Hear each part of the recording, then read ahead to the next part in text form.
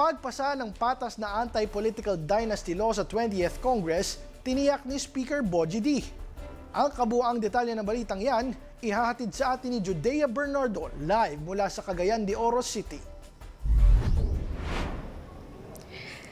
Tiniyak ni House Speaker Faustino Bogie D. III na seryoso ang Kamara sa pagpasa ng isang patas at makatarungan na anti-political dynasty law sa 20th Congress kasabayan ng pagdaraos ng Mindanao leg ng nationwide consultation dito sa Cagayan de Oro City.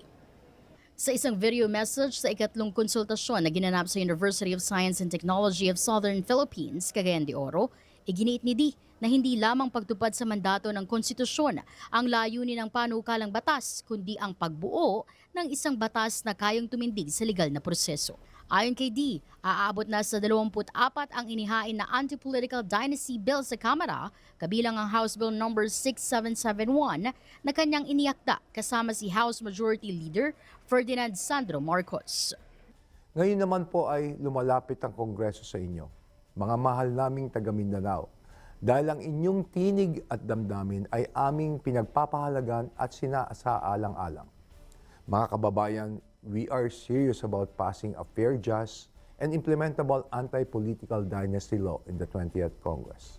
And we are equally firm in our belief that any law we must pass be the product of wide, inclusive, and sincere consultation. Pinangunahan ng House Committee on Suffrage and Electoral Reforms sa pamumuno ng chairperson nito na sila Lanao del Sur Representative Zia Alonto Adjong ang mga konsultasyon sa iba't iba pang panig ng bansa upang lipunin ang mga pananaw ng publiko bago pagsamahin ang mga panukalang batas. Ang konsultasyon sa Cagayan de Oro ang kumakatawan sa Mindanao leg ng Three Island Consultation Series matapos ang mga naunang pagdinig sa Cavite at Cebu City. Layunin ng seryeng ito na masigurong naririnig ang boses ng Luzon, Visayas at Mindanao bago ang tuluyang pagbuo ng panukalang batas. Mula pa rin dito sa Cagayan de Oro City, ako po si Judea Bernardo, DATV News.